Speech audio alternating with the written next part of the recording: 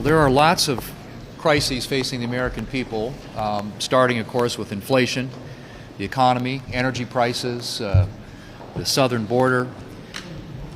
But instead of dealing with those, the Democrats have insisted upon prioritizing, supersizing the IRS.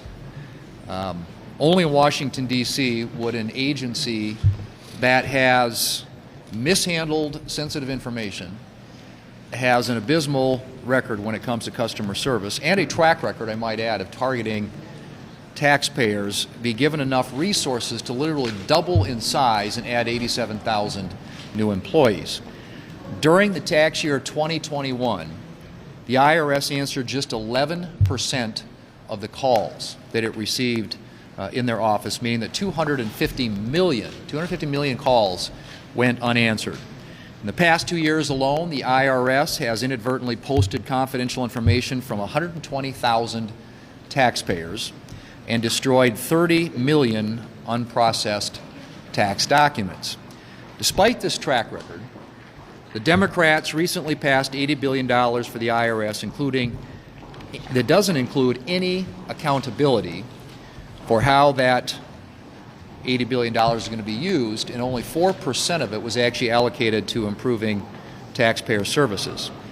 It is clear that the IRS is ripe for reform. I've introduced multiple bills to address this issue, one of which is with Senator Crapo, that would protect taxpayers who make less than $400,000 a year from being audited, something the Democrats have said that they are for. All this would simply do is make that clear. Senator Collins and I have introduced legislation that would prevent the IRS from hiring new enforcement agents until customer service has reached a more acceptable level. And Senator Grassley and I have introduced a bill that would give Congress a direct say in how those new IRS funds are spent by freezing that funding until the IRS submits a plan to Congress for approval. We can protect taxpayers in this country, and we can improve the IRS. But it certainly isn't by handing them a blank check for $80 billion and another 87,000 new employees. There needs to be transparency, there needs to be accountability to the American people, and we're going to insist that we get it.